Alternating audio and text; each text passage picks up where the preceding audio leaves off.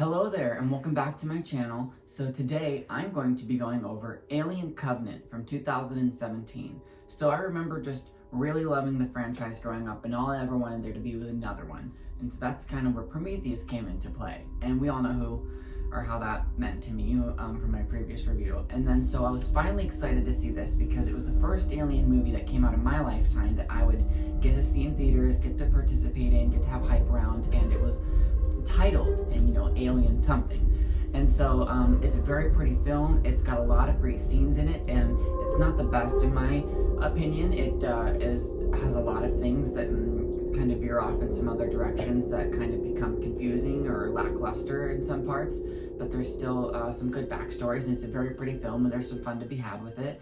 And with all of that being said, I think we should get right into Alien Covenant. So I remember going to see this in the theaters. There were Snapchat filters for it, there were promotional videos, there were Rick and Morty was doing things for it, like everything, it was everywhere whenever this was coming out, and the hype was unreal for me. I accidentally did a thing where I would watch the trailer like 9 times a day, so that by the time that it finally came out, I was a little disappointed because I had kind of just like overhyped myself up for it. But it's still a really very good movie, and what it tells the story of, like I said, colonists who are going to try to colonize a new world whenever they get a call. Well, not a call, it's like it's like an emergency message, and it happens after a solar flare of theirs happens. And so they're on their way to this new planet, Orgai 6, whenever the disruption happens and they wake up prematurely. There are a few deaths involved of the crew members, including the captain, and so that puts up one of the new characters into being first in command now. He makes bad decisions, he forces his choices on other people, he's just purposely unlikable, and he doesn't respect his crew and or the missions and the logs that he's been chosen to have. And so it just, immediately off the bat, he's really frustrating, and that kicks up a dynamic between the crew. Something that is fun about this film is Daniels. She's the best. She's kind of got that like core thing that we crave from a person in these kinds of movies, and just that likable sense of her.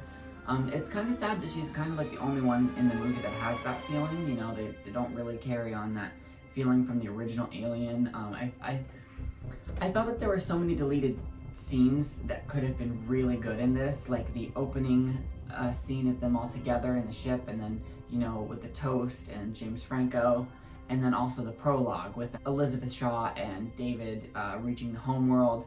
And if they'd taken out some like the beginning scenes with like Wayland and David at the very beginning, and some of just like the creation scenes with David just talking and playing back with Walter, and there's a lot of scenes in there that I think are kind of boring that would have just done so much better if they were swapped out for some of the more interesting ones. And I don't know why they did that. So to me, because of that, this movie won't ever be above some of the other things because it's, like I said, a little bit lackluster. I still really much enjoy this film, and it's still really awesome in a lot of spots, but like, yeah, I would have just really appreciated if Ridley Scott would have focused more on trying to tell a really good film that had a pace that really kept people's attention, rather than just pretty shots of a white room. There's just a lot of older white men talking back and forth at each other, and it just gets so boring. I don't really care about it. Like I said, I like the deleted scenes where like you feel like there's like community amongst the crew members. I don't know why they would cut something like that where it builds the heart and the emotional feel, like whenever these characters are stumbling upon their deaths once they've landed on this planet, it mostly just becomes anticipating the action scenes. And don't get me wrong, that's still really awesome. I think the best scenes in this movie are whenever they land down for the first time and they get infected with the spores, and it gets into the little quarantine on the ship.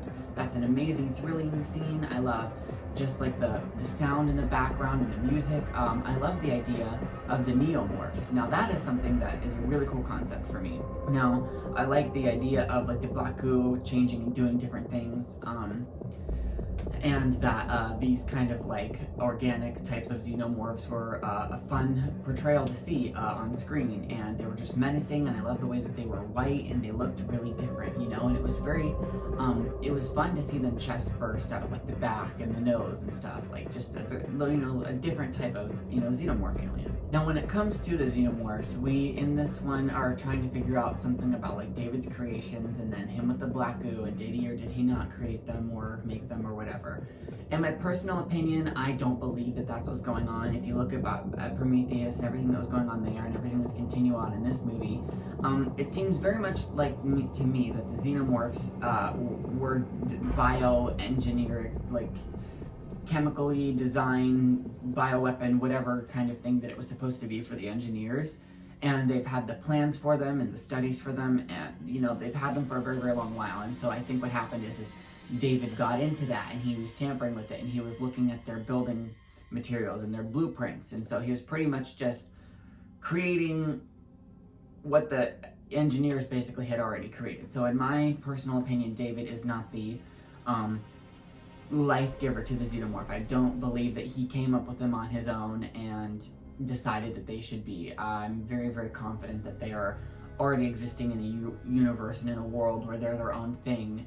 Obviously they were kind of like, you know, they were in murals on the walls of the engineers, so they were a little bit, you know, looked up to.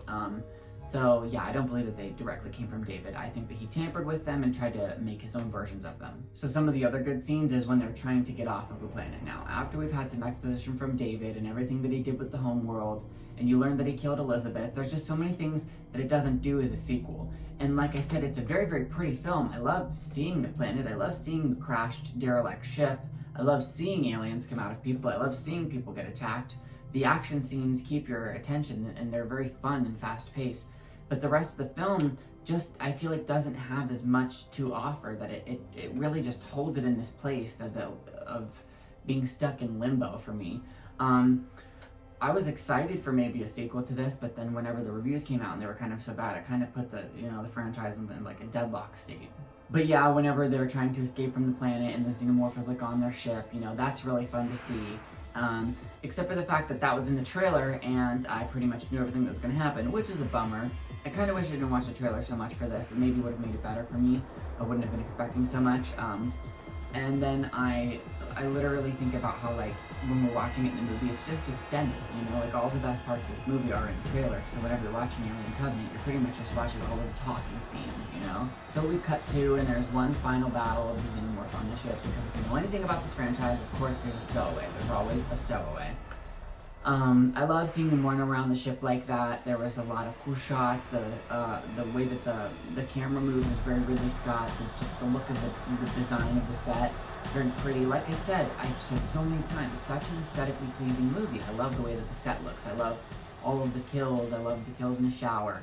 But like I said, I almost ruined this movie for myself because of, you know, I would watch every teaser trailer and every promo and sneak peek and anything I could get my hands on with this film. You know, like every week they would release a 30-second teaser trailer, and I watched countless ones of them. Like, there are so many different scenes that they filmed that only ended up in promos that are not even in the movie, and they're not even in the deleted scenes function on the Blu-ray or anything. Like, they're nowhere to be found other than the promotional trailers.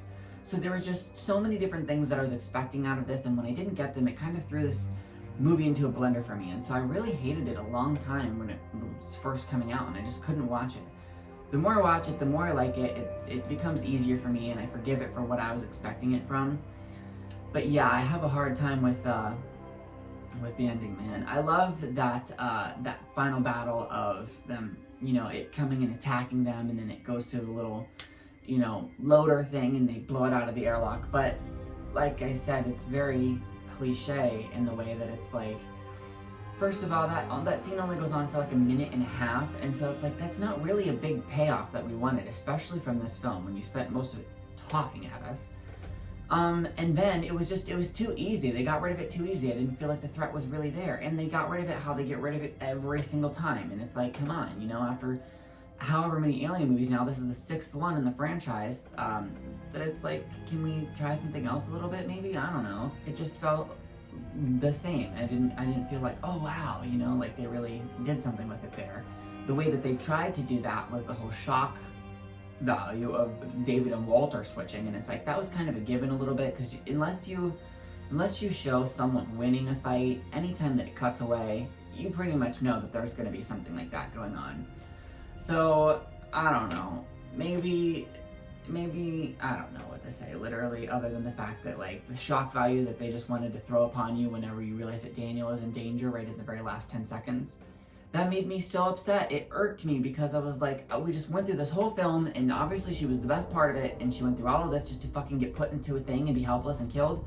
It made me so upset, and it left me with such an uneasy feeling, and I felt cheated as an audience member, and I felt like there were so many things about this movie that broke my heart, and things got taken away from me, and I didn't like when David did this, I didn't like when David talked too much, I didn't like when David was creepy, I pretty much didn't like anything about David, and I just thought there were so many things about this film that just could have been changed or different, and I hate the way that sounds, and I hate to complain.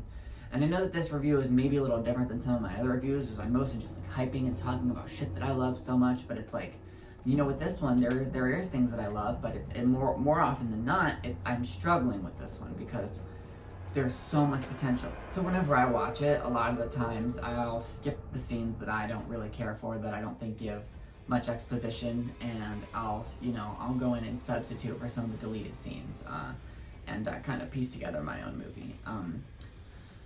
With all of that being said, I think it's a fair movie. I do prefer Prometheus, I think, over this one, and it's also not my favorite Alien movie.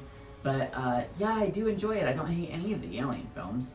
And I think that whenever it comes to this one, you know, Ridley Scott just had so many things that he was trying to do or wanted to do, and there was probably studio involvement, and it's like he had plans to do just a Prometheus sequel, and then that didn't happen, and then he wanted to do like an Alien thing, and then that didn't happen, so he got stuck doing somewhere in the middle. And just, I think what happened was it was just a correlation of too many people trying too hard to do too many things. And I learned that in film school. It was like people were like, oh, I want to do this really intense scene where like people just talk for 9 minutes, and it's so cool that you just pay attention to what they're saying. And it's like, yeah, but people can't pull things off like that. Like nobody can. Like literally almost no one.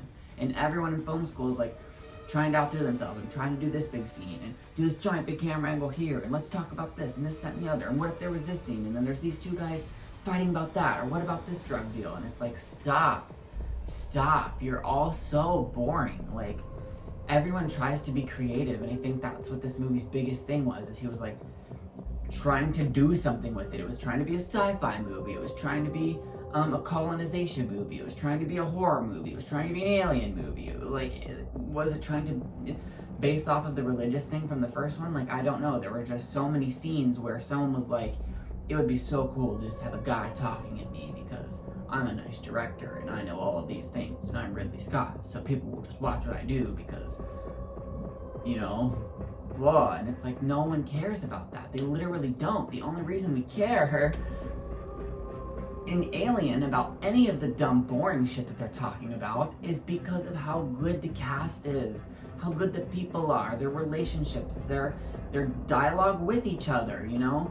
And also, they don't spend the whole fucking movie being boring. Like, if you go into something writing it well and knowing what you want out of it and going in it organically and getting actors to do the best performances and creating a sense of community and creating a scene and a moment that feels like a moment in life, people will resonate with that and it will feel good. It could be an endless scene and people will watch it. But if you go into it trying to be like how Ridley Scott went into this, you're gonna end up with a boring movie with a bunch of talking parts of people just standing there, not really accomplishing anything, not really learning anything, and not really entertaining. So yeah, this movie is very, very pretty, and I love whenever xenomorphs attack people. Those are my thoughts. Let me know whatever your thoughts are down in the comments. Try to be respectful, you know. Let me know what parts of the movie worked for you or didn't.